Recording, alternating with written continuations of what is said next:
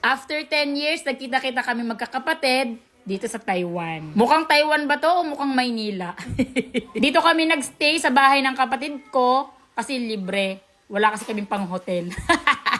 Totoo po na after 10 years, ngayon lang po kami ulit nagkita-kita or nagsama-sama ng kumpleto. Hindi po pala kami kumpleto kasi nga 7 kaming magkakapatid, 6 lang kami dyan.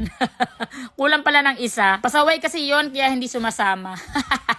Yung hindi mo inaasahan na makakapagsama-sama kami dito sa Taiwan na kumpleto. Siyempre, kasama ang tatay. Lumaki kami magkakapatid ng hindi mayaman. Hindi rin mahirap. Anong tawag doon? Nasa laylayan. Isang kahig, isang tuka kami noong mga bata kami. Noong mga bata kami, kapag may reunion or family gathering, ang taga-ihaw po palagi ang tatay ko or kami. Matik yun na kapag ikaw ay walang ambag, ikaw po ang tagahugas ng pinggan or taga-ihaw. Kaya naman hanggang ngayon, wala pa ring ambag ang tatay, taga-ihaw pa rin siya.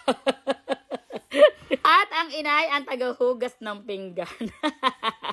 Wala nang mautusang maghugas ng pinggan at mag-ihaw kasi lahat kami magkakapatid ay umangat na. Charot!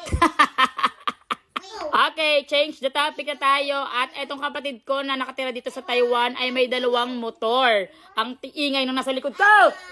Hindi na niya yan ginagamit kasi sira na daw. Ngayon, sabi ko sa kanya, ibenta na. Kaso wala daw bumibili dito sa Taiwan yan. Wala daw nag-i-scrap ng ganyan. Kaya yung mga scooter dito or mga e-bike ay mga nakakalat lang sa kalsada. Grabe! Kaya naman kung gusto mo ng 2 e-bike na yan, eh binibenta ko yan ng 5,000 na lang. Baka gusto mo. Kunin lang dito sa Taiwan. Okay?